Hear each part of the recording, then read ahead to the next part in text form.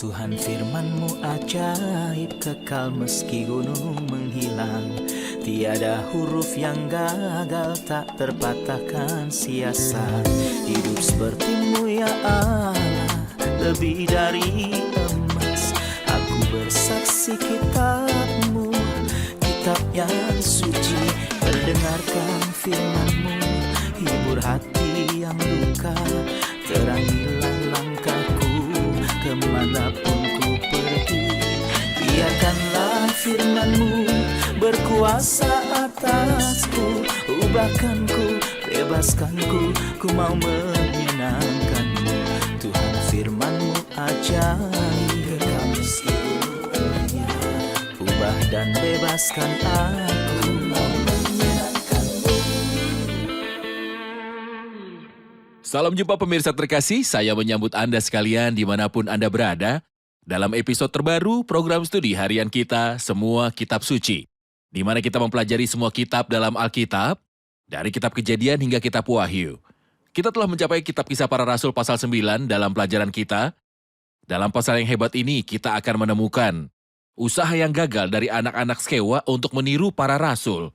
Tapi upaya ini akan berbalik melawan mereka sendiri. Dan kita juga akan melihat kerusuhan besar di Efesus yang dimotori oleh Demetrius, yang adalah pendiri kuil Artemis, Dewi Efesus.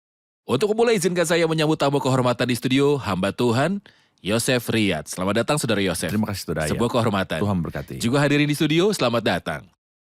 Saudara Yosef, mohon beri kami gambaran tentang pasal ini dalam perjalanan misi ketiga dari Paulus.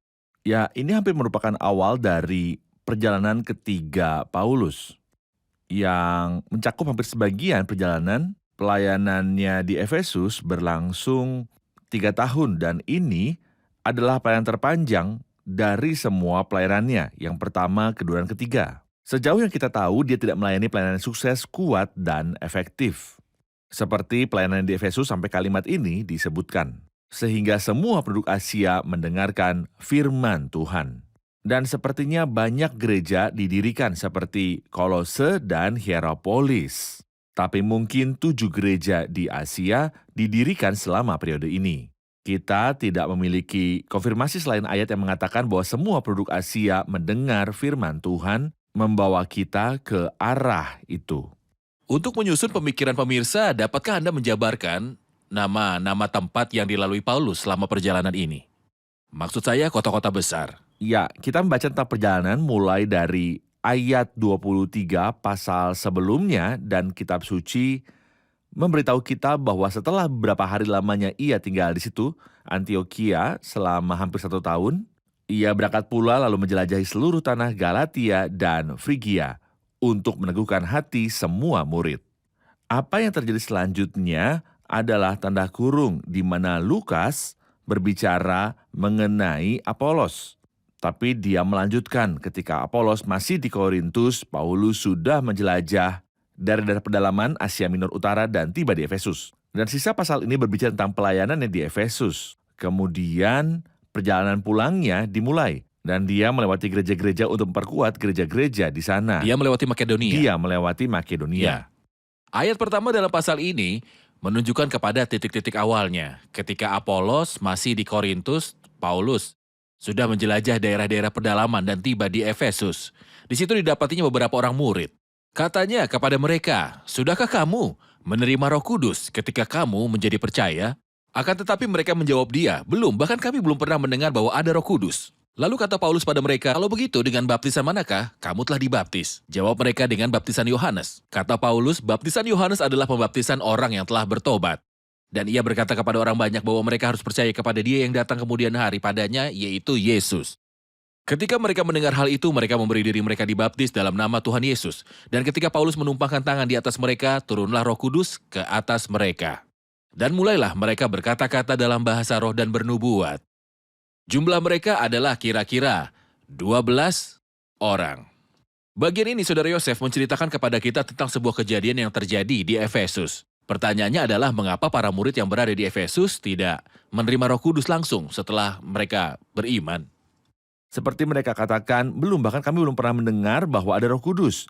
Mereka belum pernah mendengarnya, dan pada kenyataannya mereka tidak hanya belum mendengar bahwa Roh Kudus telah datang, Tapi mereka juga tidak mendengar apa-apa lagi setelah pembaptisan Yohanes Pembaptis. Tampaknya mereka dijadikan murid oleh Apolos, yang juga adalah murid Yohanes Pembaptis, dan dia belum pernah mendengar pekerjaan besar yang telah dilakukan oleh Kristus di kayu salib. Kemudian kebangkitan kenaikannya dan kedatangan Roh Kudus. Inilah yang kita lihat di pasal sebelumnya bahwa Aquila dan Priscilla mendapati Apolos dan menjelaskan kepadanya di rumah mereka firman Tuhan dengan lebih akurat. Jadi mereka adalah orang-orang percaya, mereka adalah murid pengikut sejati. Tetapi mereka belum menerima Injil sepenuhnya. Mereka percaya pada bagian yang mereka terima melalui pembaptisan Yohanes. Yohanes yang mengatakan bahwa setelah dia seseorang yang lebih besar akan datang, tapi mereka belum mendengar apapun tentang Kristus, dan secara khusus tentang pekerjaannya, kematian di kayu salib, kebangkitannya, kemudian kenaikannya, dan kedatangan Roh Kudus. Jadi iman orang-orang Efesus sebelum Paulus datang kepada mereka bukanlah iman Kristen. Itu bukan iman Kristen, tapi itu adalah iman yang benar. Tetapi mereka belum menerima pengetahuan dan pemahaman yang lengkap. Yang kita kenal sekarang, Injil dengan berita kematian dan kebangkitan Kristus. Mereka memberi diri dibaptis dalam nama Tuhan Yesus, dan ketika Paulus menumpangkan tangan di atas mereka, turunlah Roh Kudus ke atas mereka. Dan tentu ada konsekuensi dari kedatangan Roh Kudus. Mulailah mereka berkata-kata dalam bahasa roh dan bernubuat. Juga mohon beritahu kami tentang tanda-tanda yang menyertai kedatangan Roh Kudus ini. Apakah itu aturan bagi siapapun yang menerima Roh Kudus selama berabad-abad? Faktanya kita tidak menemukan hal itu terjadi kecuali dalam 3 situasi di seluruh kitab Kisah Para Rasul, meskipun jutaan orang percaya kepada Kristus. Dalam Kisah Para Rasul 2, pasal 10 dan 19. Dan saya percaya ada kebutuhan ganda mengenai berbahasa roh di sini. Kebutuhan pertama adalah mengetahui bahwa sesuatu telah terjadi pada mereka. Bahwa mereka menerima karunia dari Roh Kudus, bukti dan tandanya jelas. Hal lain yang berkaitan dengan ini, pada waktu itu banyak yang mulai mengajukan banding terhadap kerasulan Paulus. Untuk membuktikan bahwa Paulus benar-benar seorang rasul, Tuhan memungkinkan 2 hal terjadi di dalam pasal ini. Hal pertama adalah ketika dia meletakkan tangannya di atas murid-murid di Efesus, mereka berbicara dalam bahasa lain. Artinya, mereka menerima karunia Roh Kudus dengan cara Paulus meletakkan tangannya di atas mereka. Dan setelah ini di pasal yang sama kita akan bicara tentang karunia yang luar biasa. Yang Rasul Paulus lakukan itu juga menunjukkan dan membuktikan bahwa dia adalah seorang rasul. Karena pada saat itu, guru-guru palsu mengajukan banding terhadap kerasulan Paulus. Dan itu tidak benar-benar mengganggu kerasulan Paulus seperti halnya mengganggu pesannya yang Paulus sampaikan. Ketika dia berbicara tentang iman dan tidak perlunya kembali kepada hukum sama sekali. Guru-guru palsu berkata, siapa Paulus? Dia bukan seorang rasul. Jadi di sini Tuhan membuktikan bahwa Paulus adalah seorang rasul melalui 2 hal ini. Menumpangkan tangannya untuk menerima Roh Kudus dan berbicara dalam bahasa roh. Kemudian karunia-karunia ajaib dan luar biasa yang dilakukan Paulus dalam pasal yang sama. Ini adalah bukti kerasulan Paulus.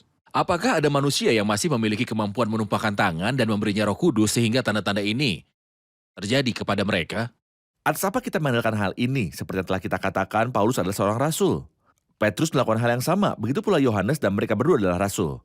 Hari ini tidak ada rasul dan tidak perlu untuk itu. Maksud saya, Paulus sendiri ketika dia menulis ke jemaat yang sama ini dalam surat Efesus pasal 1 dan ayat 13, ia sama sekali tidak menyebutkan menumpangkan tangan, tetapi situasi umum yang berlanjut saat ini ketika Anda percaya kepadanya, Anda dimateraikan dengan Roh Kudus yang dijanjikan. Ketika Anda mendengar firman kebenaran Injil keselamatan Anda percaya kepadanya dan dimateraikan.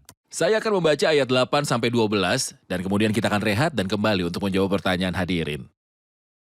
Selama 3 bulan, Paulus mengunjungi rumah ibadat di situ dan mengajar dengan berani. Oleh pemberitaannya, ia berusaha meyakinkan mereka tentang kerajaan Allah. Tetapi ada beberapa orang yang tegar hatinya. Mereka tidak mau diyakinkan, malahan mengumpat jalan Tuhan di depan orang banyak. Karena itu Paulus meninggalkan mereka dan memisahkan murid-muridnya dari mereka dan setiap hari berbicara di ruang kuliah Tiranus. Hal ini dilakukannya 2 tahun lamanya, sehingga semua penduduk Asia mendengar firman Tuhan, baik orang Yahudi maupun orang Yunani. Oleh Paulus, Allah mengadakan mujizat-mujizat yang luar biasa. Bahkan orang membawa sapu tangan atau kain yang pernah dipakai oleh Paulus dan meletakkannya atas orang-orang sakit, maka lenyaplah penyakit mereka dan keluarlah roh-roh jahat. Kita rehat sejenak dan kembali untuk menjawab pertanyaan hadirin.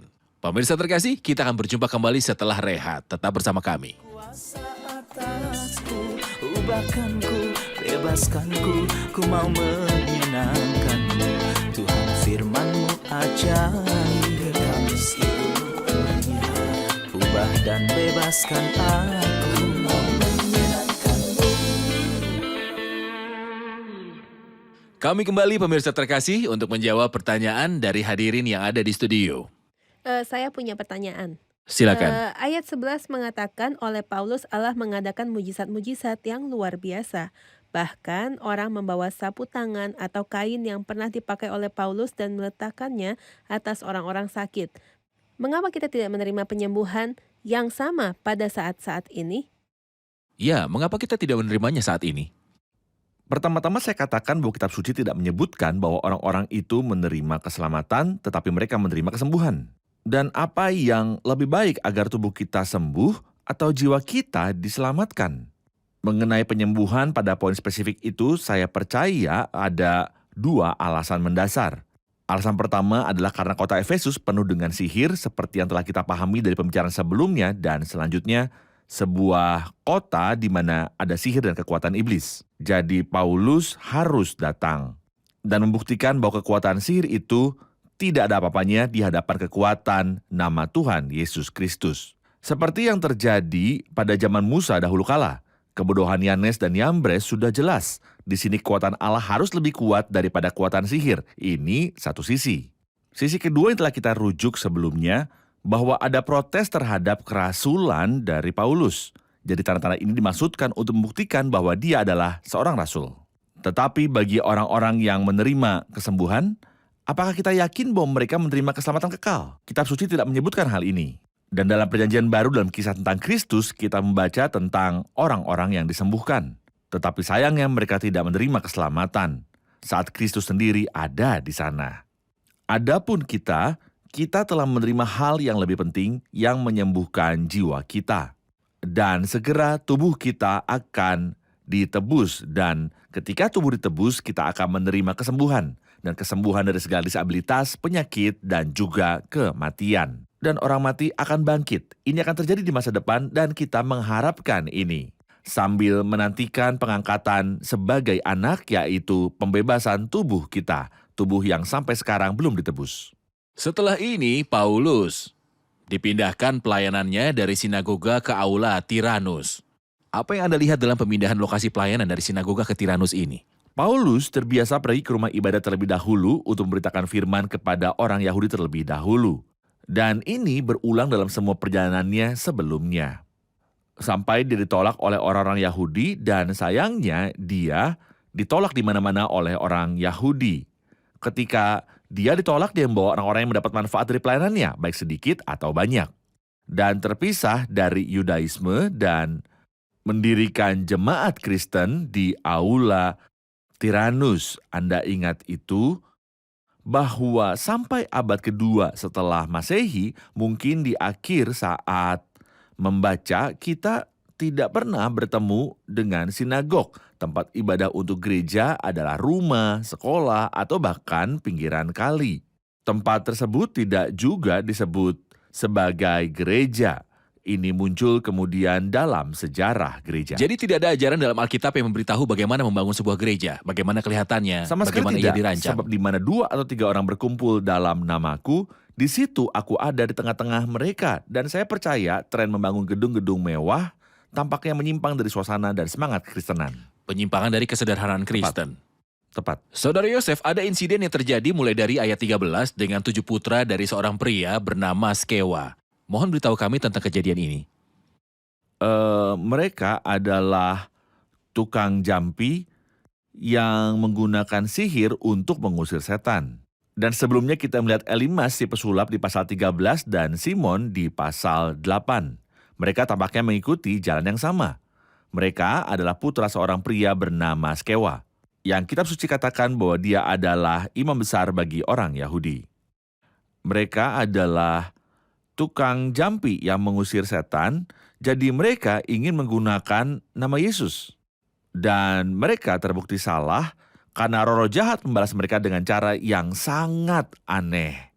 Tetapi roh jahat itu menjawab mereka di ayat yang ke-15, Yesus, aku kenal, dan Paulus, aku ketahui, tetapi kamu, siapakah kamu?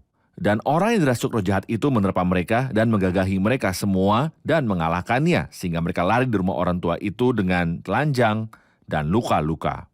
Ditunjukkan bahwa mereka menggunakan nama Yesus secara salah. Dan yang tragis adalah peniruan dan kebohongan yang tidak dapat ditoleransi oleh Tuhan. Tapi dalam kejadian ini saya ingin menarik perhatian pada hal yang sangat baik. Dalam ayat 13, kita membaca juga beberapa tukang jampi Yahudi yang berjalan keliling di negeri itu. Mereka menyebut nama Tuhan Yesus atas mereka yang kerasukan roh jahat. Ketika Roh Kudus mencatat, dia berkata nama Tuhan Yesus. Mari kita lihat apa yang mereka katakan. Berkata, aku menjumpai kamu demi nama Yesus. Mereka tidak Tanpa mengatakan Tuhan. Dan kemudian roh jahat menjawab mereka dalam ayat 15, Yesus aku kenal. Dan Paulus aku ketahui. Ketika kita mendengar komen tentang ini di ayat yang ke-17, makin masyurlah nama Tuhan Yesus. Jadi di awal dan di akhir Tuhan Yesus ini adalah perkataan Roh Kudus. Di tengah ketika orang jahat berkata atau iblis menjawab, mereka menggunakan nama Yesus. Saya pikir kita belajar dari ini untuk tidak mengatakan Yesus hanya ketika kita menggunakan nama Yesus. Ini adalah kata-kata orang jahat dan iblis, tapi kita mengatakan Tuhan Yesus. Keinginan iblis melalui para pengikutnya untuk mengambil nama Tuhan Yesus, gelar ilahinya, Tuhan Yesus Kristus. Tapi tak bisa, Tapi supaya tidak dalam nama bisa. Yesus bertekuk lutut dan segala lidah mengaku Yesus Kristus adalah Tuhan bagi kemuliaan Allah Bapa. Dan nama Tuhan Yesus Kristus dimuliakan. Amin. Kemudian kejadian setelah ini, mulai dari ayat 21, kemudian daripada semuanya itu, Paulus bermaksud pergi ke Yerusalem melalui Makedonia dan Akhaya. Katanya, sesudah berkunjung ke situ aku harus melihat Roma juga. Lalu ia menyuruh 2 orang pembantunya yaitu Timotius dan Erastus untuk mendahulunya ke Makedonia, tetapi ia sendiri tinggal beberapa hari lagi di Asia. Kira-kira pada waktu itu timbul huru-hara besar mengenai jalan Tuhan. Sebab ada seorang bernama Demetrius, seorang tukang perak yang membuat kuil-kuilan Dewi Artemis dari perak. Usahanya itu mendatangkan penghasilan yang tidak sedikit bagi tukang-tukangnya. Ia mengumpulkan mereka bersama-sama dengan pekerja-pekerja lain dalam perusahaan itu dan berkata, saudara-saudara, kamu tahu bahwa kemakmuran kita adalah hasil perusahaan ini. Sekarang kamu sendiri melihat dan mendengar bagaimana Paulus bukan saja di Efesus tetapi juga hampir di seluruh Asia telah membujuk dan menyesatkan banyak orang dengan mengatakan bahwa apa yang dibuat oleh tangan manusia bukanlah dewa. Dengan jalan demikian, bukan saja perusahaan kita berada dalam bahaya untuk dihina orang, tetapi juga kuil Artemis, Dewi besar itu berada dalam bahaya, akan kehilangan artinya. Dan Artemis sendiri, Artemis yang disembah oleh seluruh Asia dan seluruh dunia yang beradab, akan kehilangan kebesarannya. Mendengar itu meluaplah amarah mereka, lalu mereka berteriak-teriak katanya, besarlah Artemis, Dewi orang Efesus. Seluruh kota menjadi kacau dan mereka ramai-ramai membanjiri gedung kesenian, serta menyeret Gaius dan Aristarkus, keduanya orang Makedonia dan teman seperjalanan Paulus. Paulus mau pergi ke tengah-tengah rakyat itu tetapi murid-muridnya tidak mengizinkannya. Bahkan beberapa pembesar yang berasal dari Asia yang bersahabat dengan Paulus mengirim peringatan kepadanya supaya ia jangan masuk ke gedung kesenian itu. Sementara itu orang yang berkumpul di dalam gedung itu berteriak-teriak, yang seorang mengatakan ini dan yang lain mengatakan itu sebab kumpulan itu kacau balau. Dan kebanyakan dari mereka tidak tahu untuk apa mereka berkumpul. Lalu seorang bernama Alexander didorong ke depan oleh orang-orang Yahudi. Ia mendapat keterangan dari orang banyak tentang apa yang terjadi. Segera ia memberi isyarat dengan tangannya dan mau memberi penjelasan sebagai pembelaan di depan rakyat itu. Tetapi ketika mereka tahu bahwa ia adalah orang Yahudi, berteriaklah mereka bersama-sama kira-kira 2 jam lamanya. Besarlah Artemis, Dewi orang Efesus.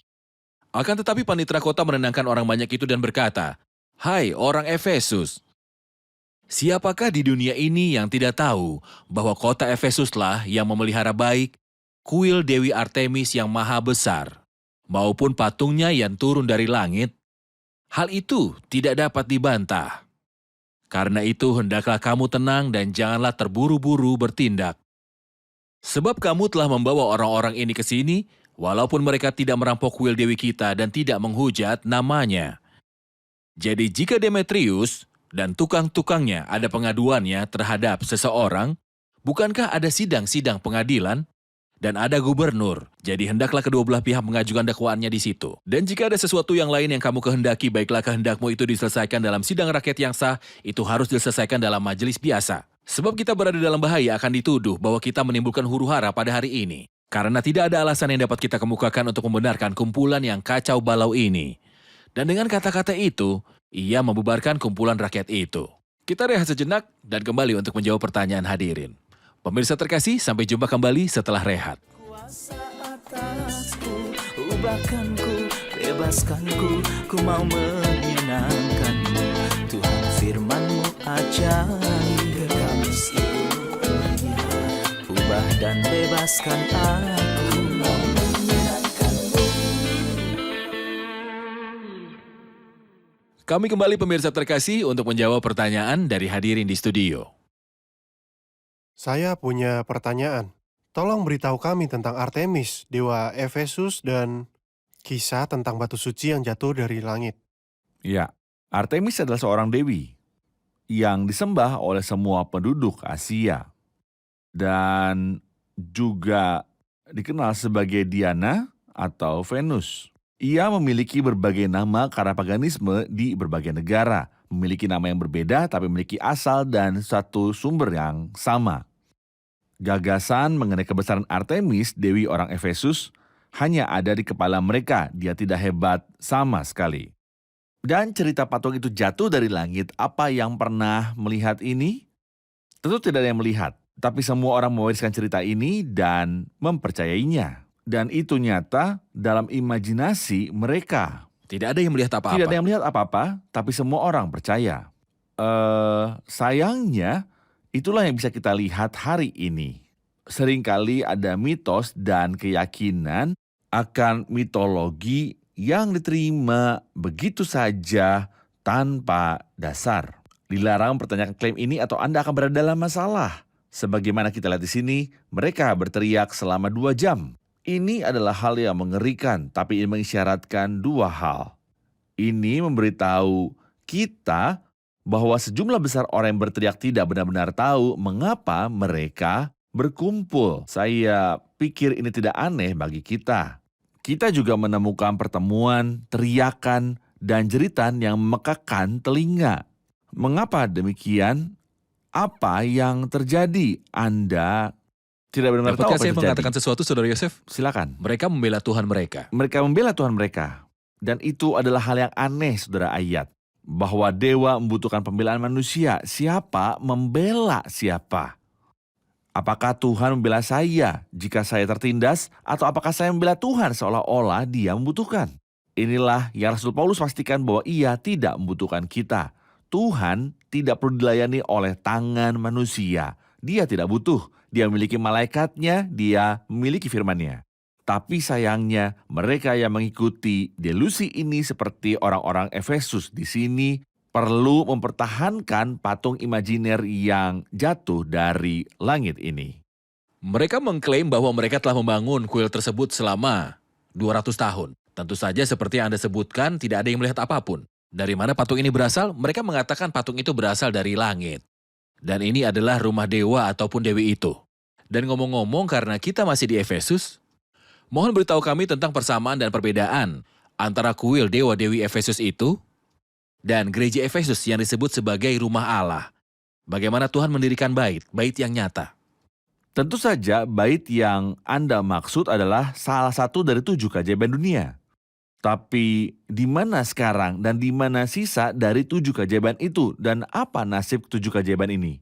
Tetapi ada rumah lain yang tentangnya Tuhan Yesus Kristus berkata, "Aku akan membangun gerejaku." Sudah 2000 tahun dia membangunnya. Dan tanpa mendengar suara apapun, tapi seperti bait Salomo di masa lalu secara simbolis, sehingga tidak kedengaran palu atau kapak atau sesuatu perkakas besi apapun setelah pembangunan rumah itu. Tetapi batu dipotong dari tambang dan kemudian diambil untuk membentuk rumah besar ini. Tidak, hari ini dalam skala yang lebih besar, tempat yang hebat ini telah dibangun selama 2000 tahun gereja Tuhan. Bukan gedung-gedung itu sendiri, tapi gereja Allah, orang-orang percaya yang sejati. Dan omong-omong, Paulus menulis surat Efesus dan 1 Timotius. Ketika Timotius berada di Efesus dan dia memberitahu kita tentang yang benar-benar agung. Dalam 1 Timotius 3 ayat 16, dan sesungguhnya agunglah rahasia ibadah kita, Dia telah menyatakan dirinya dalam rupa manusia. Ini bukan insiden mitos imajiner yang terjadi dan tidak ada yang melihatnya. Dia telah datang dan tinggal di bumi kita selama 33 tahun. Seseorang telah ditentukan Allah dan menyatakan kepadamu dengan kekuatan-kekuatan, mujizat-mujizat dan tanda-tanda yang dilakukan oleh Allah dengan perantaraan Dia. Dia membuktikan bahwa Dia adalah Tuhan yang dimanifestasikan dalam daging. Dan dalam surat Efesus, Dia memberitahu kita rahasia ini besar. Tetapi yang aku maksudkan ialah hubungan Kristus dan jemaat. Kristus sendiri hebat, hubungan antara Kristus dan gereja sebagai kepala dan tubuh, mempelai laki-laki dan perempuan juga merupakan misteri besar. Dan agar Tuhan membangun rumah ini, Kristus harus turun dari surga, bukan patung yang jatuh dari langit. Tepat. Tetapi firman itu menjadi daging, batu penjuru dirinya. Benar.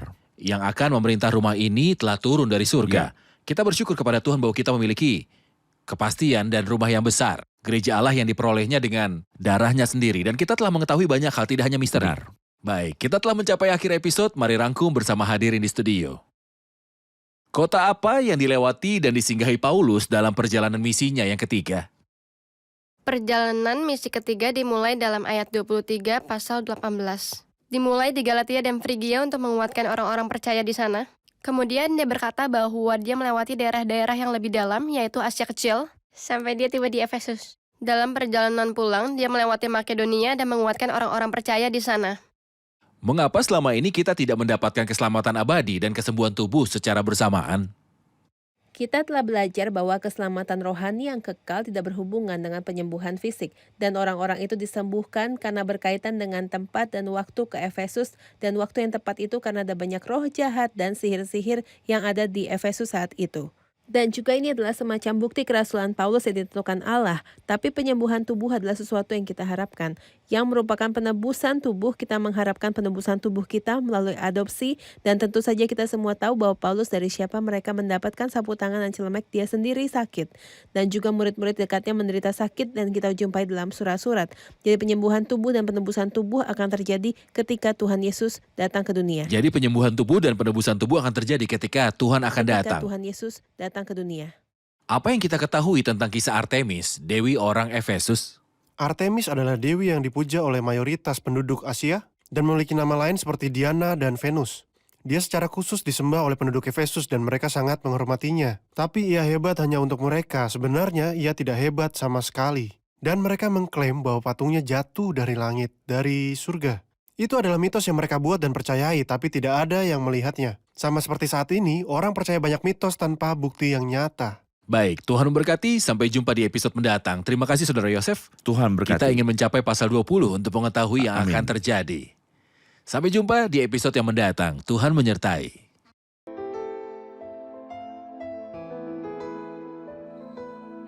Tuhan firman-Mu ajaib, kekal meski gunung menghilang.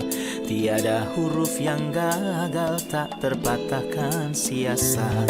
Hidup seperti-Mu ya Allah, lebih dari emas. Aku bersaksi kitab-Mu, kitab yang suci. Mendengarkan firman-Mu, hibur hati yang luka. Terangilah langkahku kemanapun ku pergi. Biarkanlah firman-Mu berkuasa atasku. Ubahkanku, bebaskanku, ku mau menyenangkan-Mu. Tuhan firman-Mu ajaib, ubah dan bebaskan aku.